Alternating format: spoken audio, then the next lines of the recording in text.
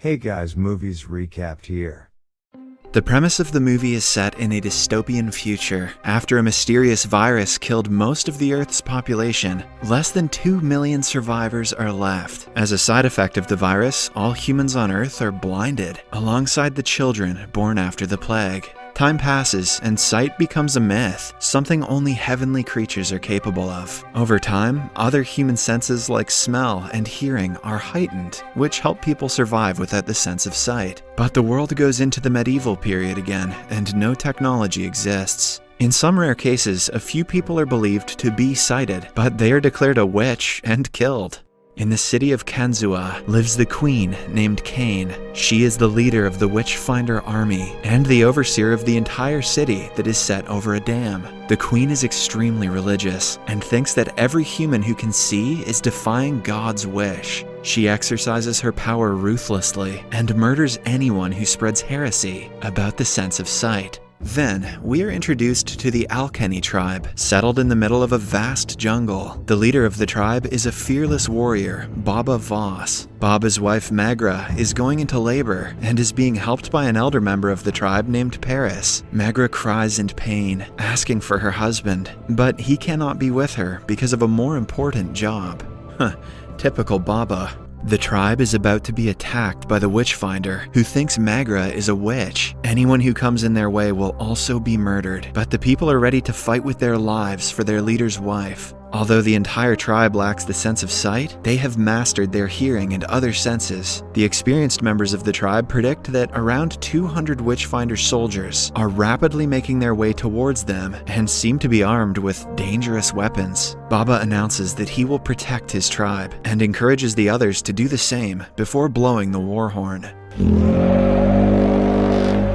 They perform a traditional dance for good luck and start preparing themselves. Somewhere else, the general of the Witchfinder army, Tamakdi, is with a man named Bax. He is also a tribe member of Alkeni, but has a conflict with Baba. Hence, he is helping the enemy to kill Magra and teach Baba a lesson. Bax reveals that Magra is not an ordinary woman. Last winter, she came to the tribe pregnant and wounded, claiming that she had walked through a snowstorm. Baba took her in as his wife and decided to adopt her child. Ever since then, she has been living with the tribe, but Bax doesn't like the fact that Baba gets to do whatever he wants. He then gives the general a necklace that has the name of the man who impregnated Magra. On touching it, the general freezes in shock. The necklace has the name Gerla Morel, who is said to be the only person with vision. The general has been working for years to kill Gerla Morel under the orders of the queen herself. If Magra is present with his child, this means they are near to finding him as well. Being so close to his lifelong goal excites the general, and he asks Bax to reveal the security measures of his tribe.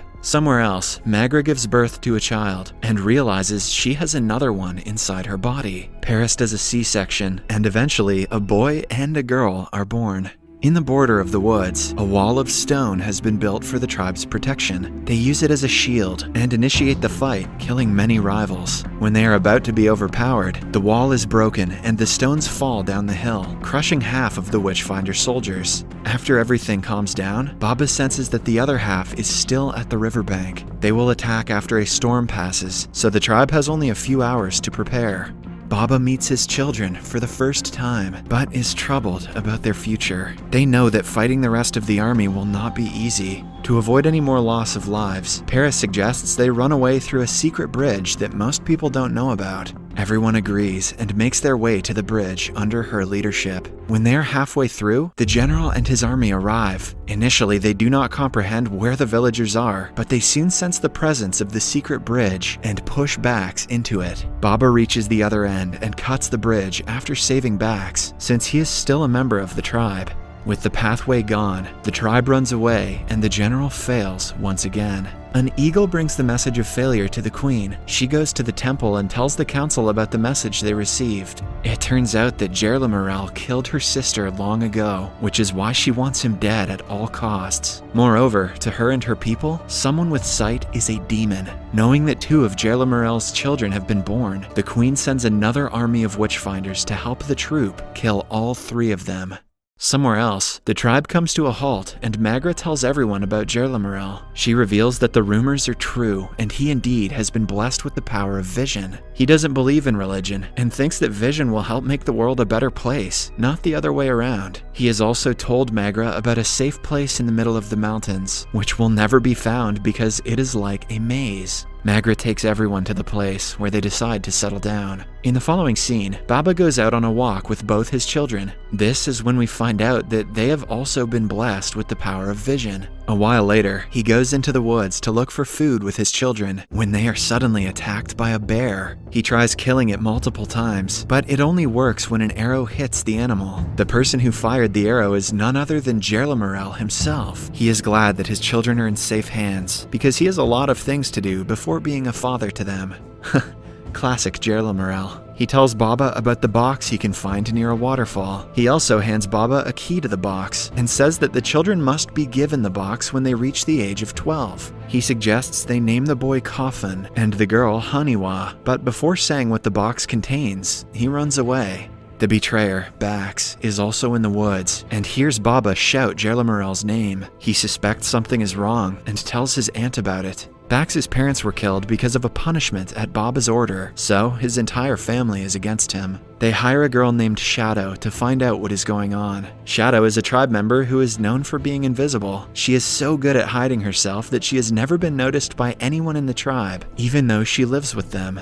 Oh, I felt that. At night, Magra, Baba, and Paris open Jerlamarel's box, where he has left a toy boat and many books that can teach the children to read. The group realizes the children can see, but decide to keep it a secret. Paris predicts that the books contain knowledge about the ancient people and their technologies. When the children are ready, they will one day have to go on their own journey to establish a new world system. Magra is extremely against the idea. She orders them to bury the box outside the village and never talk about it again. The children should be kept away from it at all costs. Just then, Paris realizes that they are being spied on and discontinues the conversation. Outside, Shadow lies to Bax, telling him that Baba was playing with his kids inside his hut and nothing else. Bax also figures it out and makes a plan of his own. He sends a message on a bottle into the river and decides to do it every day until the general finds one of the bottles and lands an attack on Baba. Meanwhile, the general and his troops are doing everything in their power to look for the tribe. They burn several houses and kill many people, asking them about Magra. However, even after years of searching, they are unsuccessful in locating her.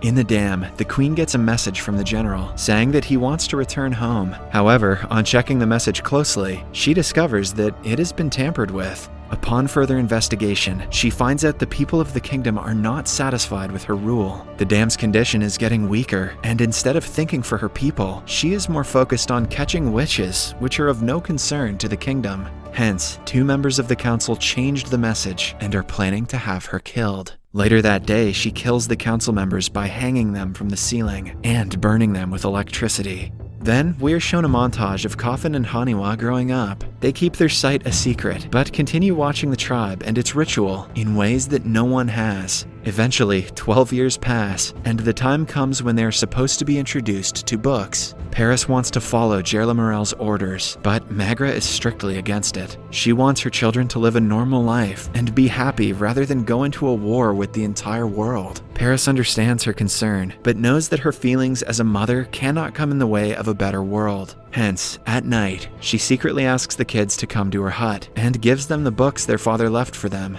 Initially, they refuse to go against their mother and run away. But then, they discuss the topic for a while and come to a conclusion to try to read the books. Baba hears them talking from outside, but decides to allow them to take their own path. He tells Paris about the kids, and they plan to keep the books a secret from Magra, knowing that she would burn them all if she found out. In the following few months, the children hide from their mother every day to learn the alphabet. Ultimately, they are able to read sentences and literature, which provides them with the knowledge of the past. In the following scene, we see a girl from a village get her hands on a bottle by the bank of a river. It is one of the bottles with the message that Bax left for the general. After conducting a years-long search for Jerlamarel and failing miserably, the general finally returns home to the dam. He kneels down before the queen and tells her that he has brought 100 horses, several kilos of grains, and many more things necessary for the people of the kingdom. However, he has failed to bring the one person he was sent to capture. He is ready to face the consequences and be punished with death, but his last wish is to commit the unthinkable because he wants to be remembered as a warrior, not as a fool who couldn't complete a royal order. The queen agrees and sends him to jump off the dam. A while later, the note sent by Bax is brought to the queen, and she finds out about the children's whereabouts. When the general is seconds away from committing the unthinkable, she stops him and shows him the message. The win is so overwhelming for the queen that she breaks down crying in his arms. Back in the village, Haniwa and Coffin hear a horn, calling everyone to gather for a meeting. It turns out that an incestuous relationship between Bax and his aunt has resulted in the birth of a disfigured and stillborn child. Everyone is horrified by the incident, but this shines a light on a more important problem. Incest isn't cool. Also, the tribe's population is low, which means people have started maintaining relationships with their relatives. Paris thinks that they should start socializing with other tribes by going to their festivals. Baba is skeptical because they have to stay hidden. However, when the entire village takes Paris's side, he has no option but to agree. Alright, fine guys, let's go get laid. He asks his children to stay home, and the villagers to never tell a soul about their past. This is all they can do to protect their homes from the witchfinders. After Baba, Magra, and the rest of the villagers leave to take part in a tribe's festival, we see Coffin and Hanawa following them closely behind. They stop at night when they reach a market-like place where a crowd has gathered to witness the fire festival. It is then revealed that the festival is to celebrate the death of sighted monsters. Many blind people who have been falsely accused of being sighted are tied to a bonfire. A priest declares them to be monsters and lights them on fire. Haniwa tries to tell them that they're wrong, but Coffin stops her, scared of their truth being outed.